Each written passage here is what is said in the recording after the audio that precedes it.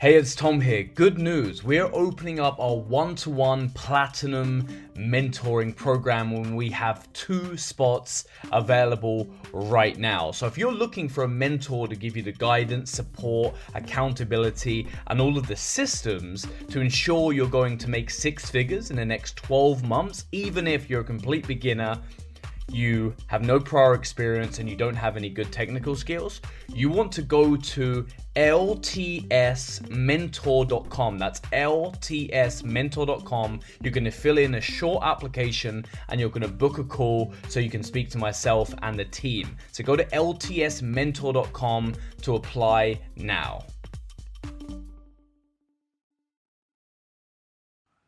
Welcome back to the podcast. You're here with me and Caspar, and in this episode we're going to continue on the angel and devil theme, the angel on your shoulder and the devil voice in your ear as you're going forward. And this is a key thing within self-talk, within entrepreneurship. A lot of it is that mindset. It's that 80% that really makes you successful.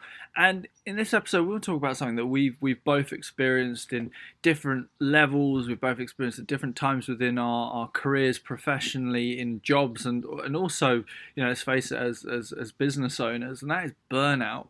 And there's a couple of really key bits to it is the fact of actually recognizing that you are burnt out. Rest is a weapon and you need to treat it as such. And then the other element, which is the self-talk, the guilt that comes with it. I think entrepreneurs, I was chatting to Tom about this a bit earlier, guilt around the fact, I feel like I'm behind on work, like I'm struggling. I should be further along, and that in its own right can be really quite damaging sometimes to mental health. And I mean, Casper, for you, you were talking earlier about, especially from your background in software engineering, that it was something that was very common for burnout to occur, and some people take it better than others. Some people are more susceptible to it. What would you say? Hey guys, how's it going? But yeah, that's right, Tomash. We were talking about it earlier, and it is something I have seen quite a lot, especially in the software industry, amongst software developers and programmers, with deadlines. Certain features were promised and aren't working yet. And it's just frustrating. Kind of maybe younger junior programmers bit off a little bit more than they could chew. Something appeared a lot easier to begin with, but then as they kind of got into it, they discovered all of the complexities involved, and the time frame was no longer realistic. And I'd see a lot of people stress out over this, but it's just normal. I mean, it's unavoidable. Yeah. Things are going to pile up. Unexpected errors are going to arise, and you're going to have to kind of tackle them. And it's going to delay things, but it's inevitable. Yeah, and I think it kind of stems from so many places. Like, this can stem from your professional, your work. Obviously, it can stem from very personal sides. Like, it could stem from. I mean, personally, right now, I'm going through moving house.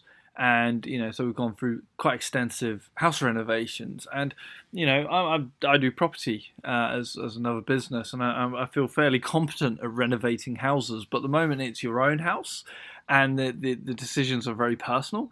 I'll be honest, I'm tired. I just want it done. I want it dusted. I want to move in. I want to be done with. So looking at where those different elements of stress, those different elements that sort of, I suppose it's your mental bandwidth, your capacity for dealing with stress, with complexity in life, and then gauging.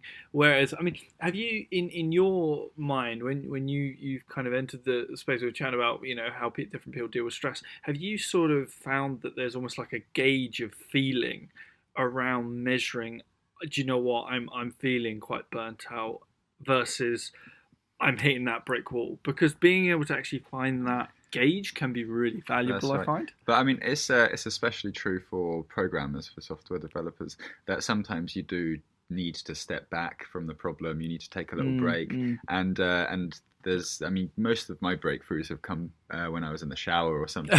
Which I was relaxing. Absent-mindedly thinking about something else, and then the solution just formulated in my head, or when I was washing the dishes, or when I was kind of, strumming something on the guitar, or just chilling out. So rest is very, very important. I remember reading a study recently that caffeine, although it does make you less tired, and it means that you can do more work. It doesn't get rid of the errors associated with tiredness. So you still make just as many errors or even more when you're tired, but you can continue working. So I know it's especially true for fighter pilots and people who are responsible for operating very expensive and complicated machinery, that rest is even required. I think they're not well, truck drivers, obviously, I know truck drivers are a little bit more fair enough. I know a couple that kind of break the rule, but with fighter pilots it's they're supposed to very strict. They are very strict about it, but rightly so. I mean, it's very important to get your rest. I suppose bring it back to sort of entrepreneurship for you guys. Like,